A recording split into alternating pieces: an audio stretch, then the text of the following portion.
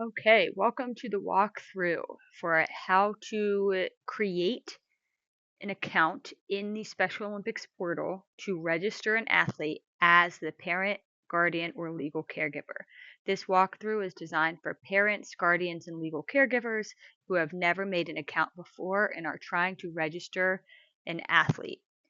This is useful for athletes who are not able to sign for or give legal consent for themselves, and you, as the parent, guardian, or caregiver, will sign forms on their behalf. It can also be used for athletes who are able to legally sign for themselves, but need a little bit of support creating a profile. When athletes are able to legally sign for themselves, we do strongly encourage them to create their own profile, but we know given the nature of some of our athletes' disabilities, that may not be the best path forward. So this can be used for any situation where the parent, guardian, or caregiver wants to register the athlete. The first thing you want to do is go to portals.specialolympics.org. You're going to create an account. It is very important to note that in this early step of the process, you are going to be putting in your information as the parent or guardian and not your athlete's information. Later on in the process, you will start to put your athlete's information. That way, the two of you can be linked together. But starting the process, you are filling it out as yourself, as the parent or guardian. Just going to confirm that.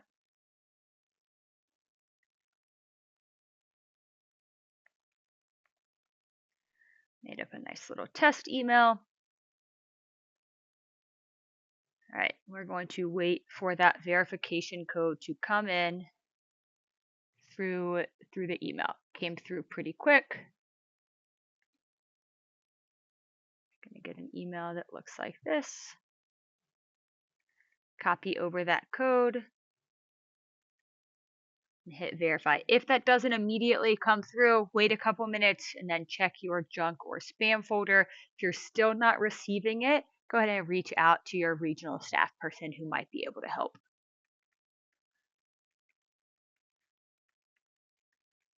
Once you have verified your account, it will let you then fill out your name. Again, make sure you are putting your name as a parent or guardian, not the athlete's name.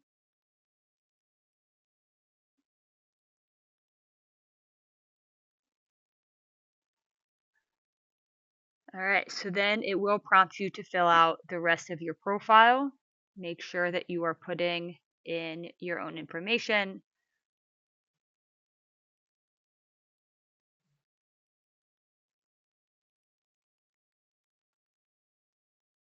I'm going to pause the recording and skip ahead a little bit. All right, so skipped ahead a little bit. Now we're to the emergency contact field, nearing the end of creating your own profile. Just want to remind you one more time, making sure that you are putting in your emergency contact information as a parent and guardian, not the emergency contact person for your athlete. I'm going to put in Diane as my emergency contact person for the sake of this example.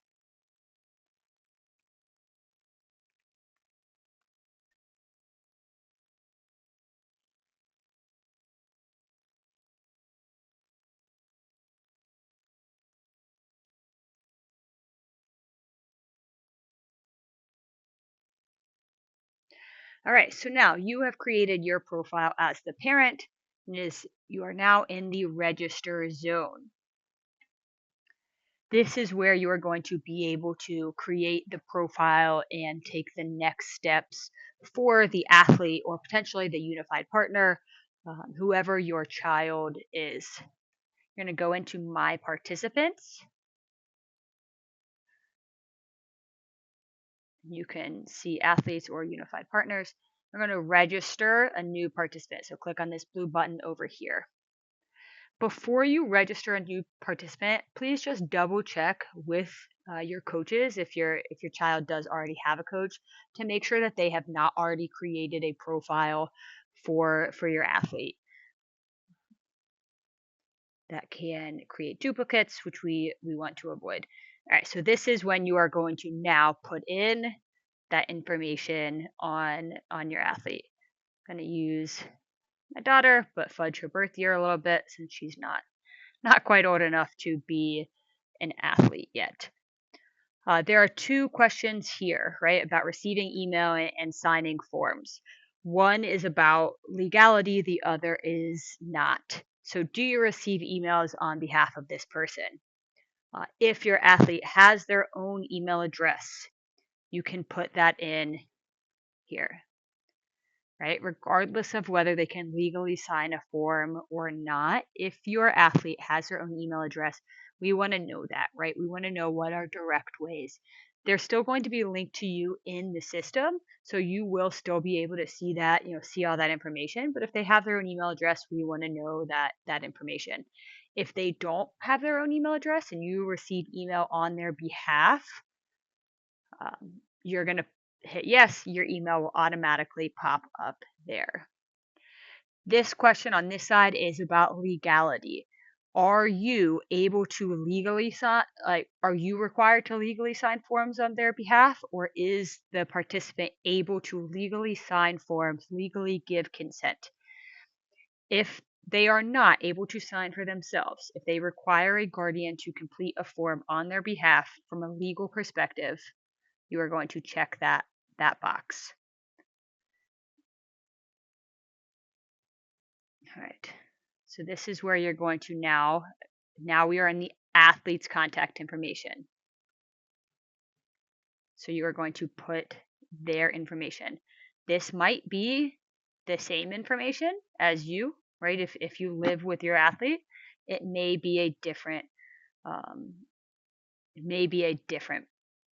address, right? If they're living in a residential home, if they're living independent, whatever that is. Then you are putting in their emergency contact. So in this case, I am the emergency contact for Olivia, my daughter. So this is now my information, and I am putting that I am her parent or guardian. This continues to be the information for my daughter, right? Those are languages spoken in our home. We'll put in my husband, right? The other.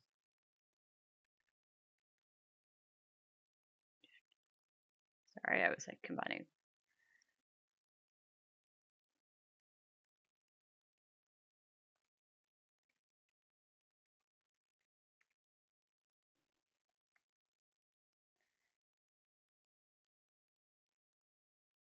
Right, you don't have to put, right, if your athlete has two guardians, you don't have to put the other guardian here, right? I did put my husband's name.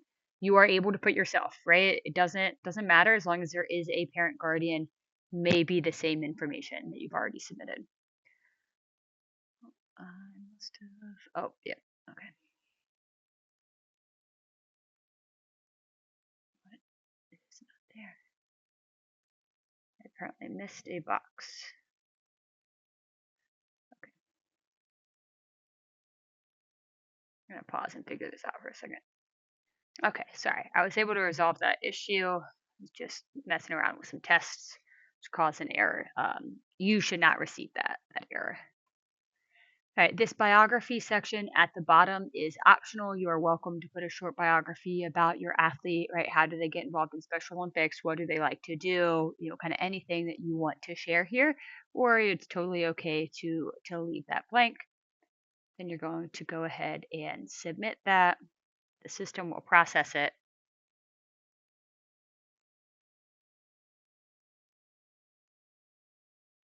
May take a moment. Right, you'll get a nice confirmation page, and then you can check out of that. All right, so now you can see you've got your athlete here. You can update that profile, right? If emergency contact information changes, if you move, anything like that. But for now, we're going to go to their athlete checklist. Right, so this is their health history and release. For those of you who have been involved in Special Olympics in the past, this health history and release digital copy through the portal is replacing that physical copy of the medical form or the medical packet, whatever you and your coaches have referred to it as before. This is now what we are going to use. is an online forum really focusing on the basic health information of your athlete. We know that that information can change, may not change, so this is now going to need to be renewed on an annual basis. But the information will continue to live here, so you're not filling out a paper form again and again and again. You'll fill it out one time, and then on an annual basis, you will be asked to renew it. Essentially, you will review the information and confirm it. Right now, we are registering an athlete for the first time, so we need to fill that out. You can either click here, Health History and Release, the blue button on this side, or you can click Edit Form. Either case, it's going to send you to the same spot. So this is what you can expect from the health history release. It's broken up in a few different sections. The site is going to take you through these questions one at a time. After each page, the form will save, so you don't have to do it all at once. You can definitely do it over time. Keep in mind, until it's entirely complete, your athlete will not be cleared for participation in Special Olympics. So if you're approaching the start of practices, definitely want to make sure that you're getting it done. All right, you're going to add condition. This is a required question. You're going to put, what is that diagnosis? What is the condition that makes your athlete eligible to be a part of Special Olympics? There is a list here. We know it is not an all-inclusive list, so you can put other or unknown. For the sake of example, I'm just going to submit autism since this is a test page.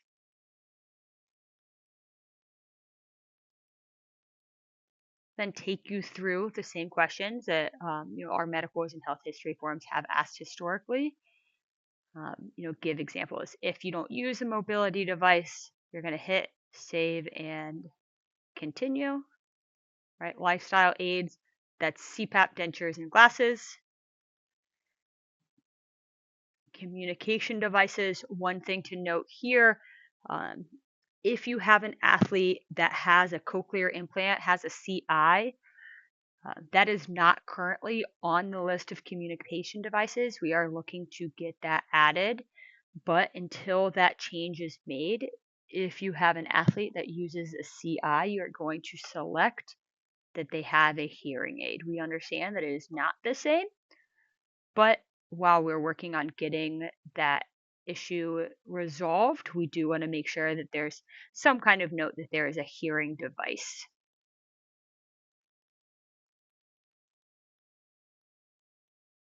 Right, you can have medical devices to add. Right, here's some examples. If at any stage in the process you find something that your athlete has that's not listed, similar to what I just said about the cochlear implant, please reach out to a regional staff. Let us know. This is a new portal. New York is one of several states that is building this up. So when we have athletes that have these situations, we want to know so we can make it better, not just for your athlete, but athletes all over the United States.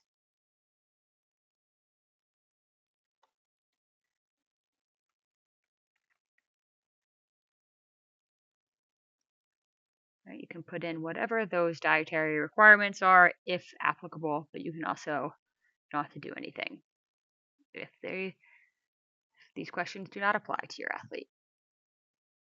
All right, there are some general health questions. Some of these general health questions may flag additional follow-up, either from an in-person visit to a doctor for certain conditions, or just some additional resources, additional questions to make sure that the proper information is shared with your child's coach.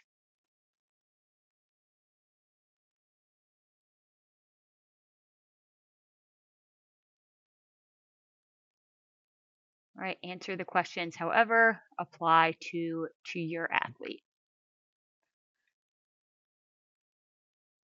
I'm going to go ahead and pause and just skip ahead for a little bit. I did want to call attention to this allergy question because, again, for those of you who have been involved in Special Olympics in the past, this is phrased a little bit differently than previous iterations of the health history has. This question is only asking about severe allergies that may require the use of an EpiPen. If your if your athlete has additional allergies that do not require the use of an EpiPen, but you want your child or your whoever you are the guardian for, you want that person's coach to know about. Even though the form doesn't ask about it, we still strongly encourage you to share that information with your coach. So, for example, my daughter does have an EpiPen, right? So I'm going to put yes. She has an allergy to sesame that requires the use of an EpiPen. My husband has an allergy to amoxicillin, does not require the use of an EpiPen. Um, but that is something that I would want it, if my husband was doing a sport, I would want the coach to know in case of an emergency situation, right? So I'm going to share that information. I myself am allergic to hydrogen peroxide, I break out into hives. Doesn't require the use of an EpiPen, but if I have a cut, I want folks to know don't use hydrogen peroxide, right? These are all information you can still share with the coach. Want to make sure we're still encouraging strong communication within all of our training clubs. This question is only asking about the use of an EpiPen.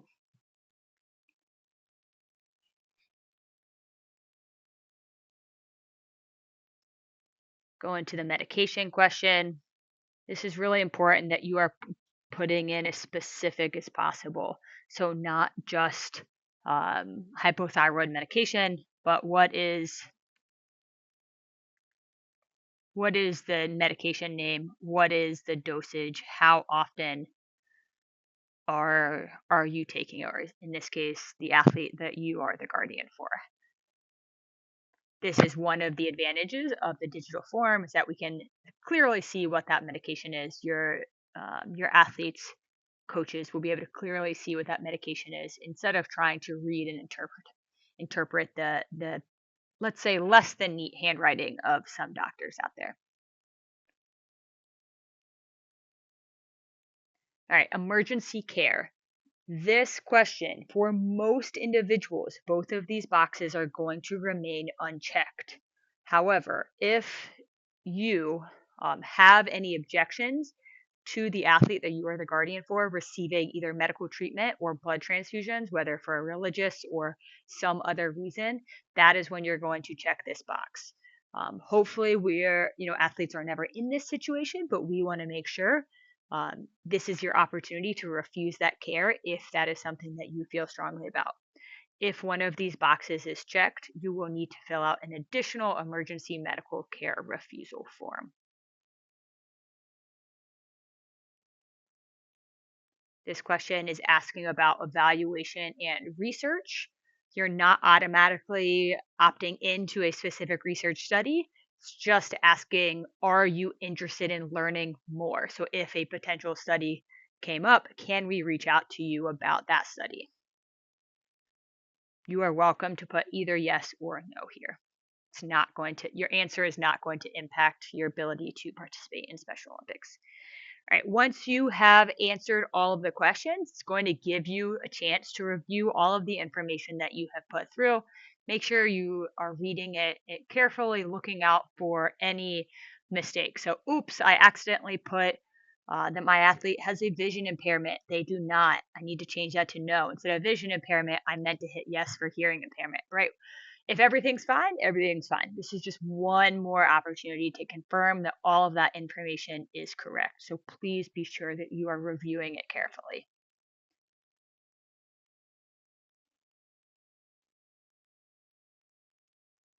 Okay, so now you have submitted all of your health history information, you've reviewed it.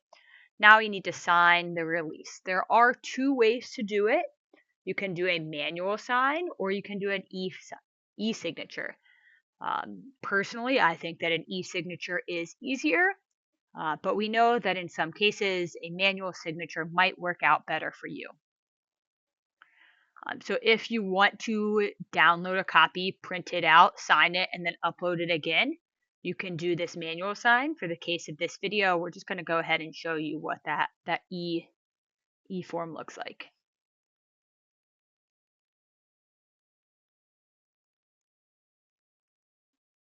Needs to load all the information that you already submitted onto a form so that we can review. All right, so we've got the form up here. Again, you can review the information, make sure that everything is correct. This threw my eyes off immediately, but that's just because it switched off into the more European style where it's day, day, month, month. So don't let that throw you off. This is still July 9th.